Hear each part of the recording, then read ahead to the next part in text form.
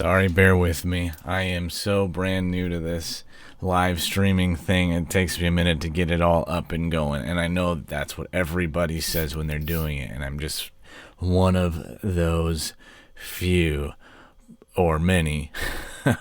But it's okay.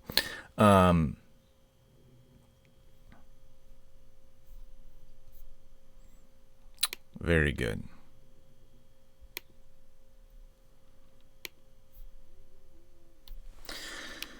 So, good morning/afternoon. Matt Halleck here, coming at you from Man Warrior King.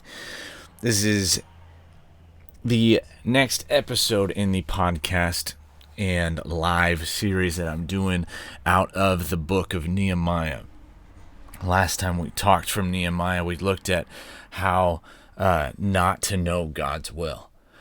And we talked about how we are not allowed as men of the kingdom. We are not allowed as followers of Jesus to let our circumstances dictate what we will believe to be God's will. All right? In chapter 2 of Nehemiah, I want to show you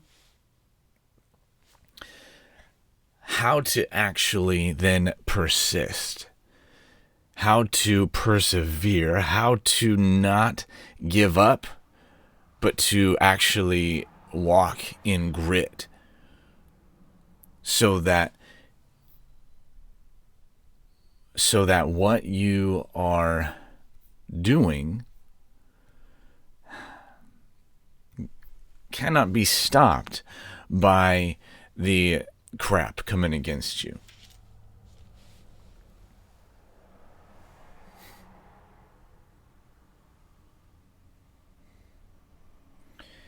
And I want to just show you a little bit of the humanity that we are allowed to have.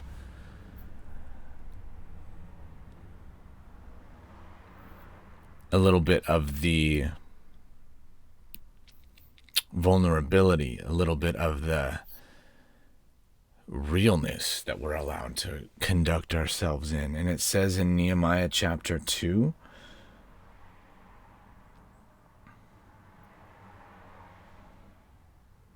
verse 2, he's in front of the king, and he's wanting to ask the king for permission to go back to his home, to go back to Jerusalem so he can rebuild the wall.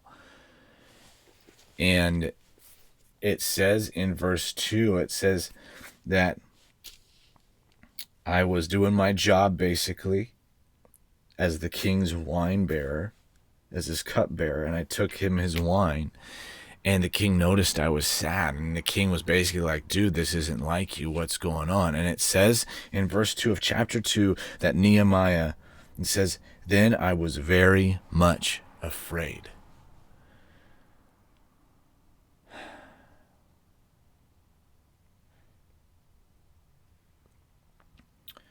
Sounds to me like he wasn't sure that God was actually going to give him success and protection in the thing that was in front of him to do. It sounds like he was operating, he was choosing to believe a thing, but his feelings weren't quite in alignment. And you guys, as men, our feelings don't always need to align with what we know to be true, with what we know that we need to do. And I'm tired for myself of being limited by my feelings. I believe with all my heart that as we grow in Jesus, as we live connected to him, spending time in the secret place in devotions to him and with him, that our feelings can come into alignment with the power of the Spirit in us, that they can actually be tools for good, and they can be kingdom, parts of our kingdom walk, part of our kingdom life. But in the event that they do not match up, in the event that they are somehow out of alignment with where we want them to be, we have got to stop letting that stop us.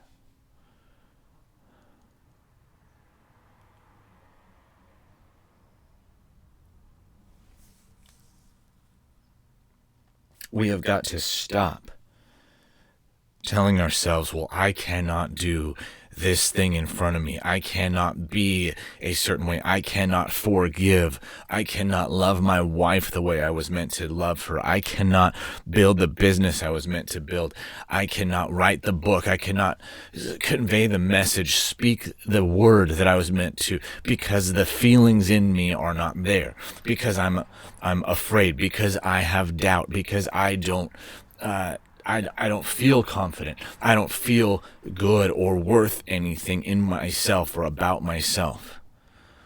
And so we stop and we live small and we stay there until the magical land of someday comes, when all of a sudden our feelings are going to be fixed. And that's just not how we are called to live. I was just reading this morning from a book by Corrie ten Boom, who is famous for her book, The Hiding Place, where she talks about how she and her family hid Jews during World War II, during the Holocaust, and how she was arrested and taken to concentration camps.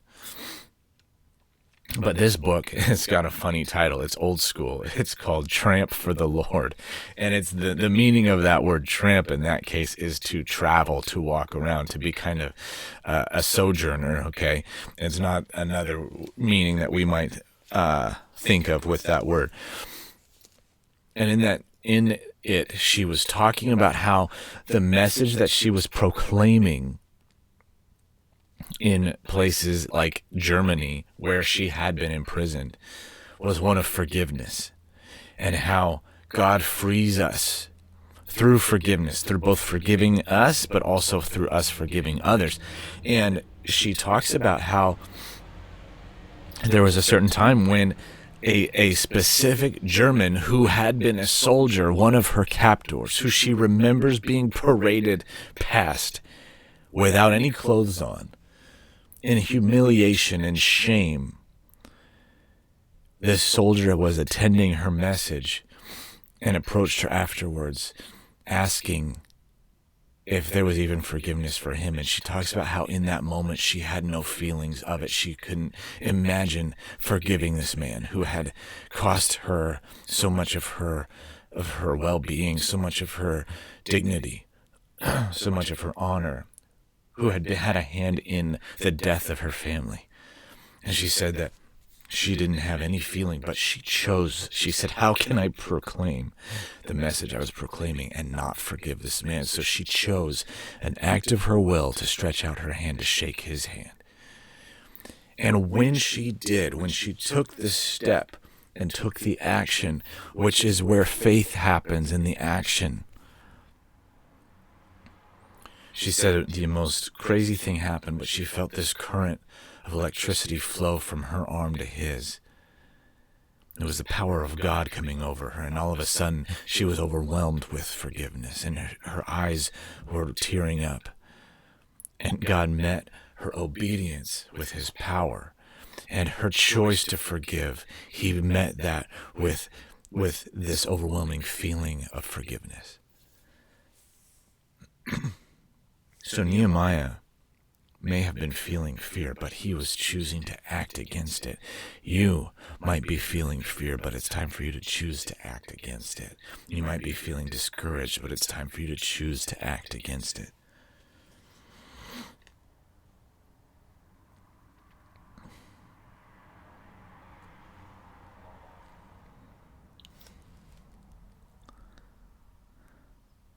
There's supernatural power that comes in this. Will you receive it?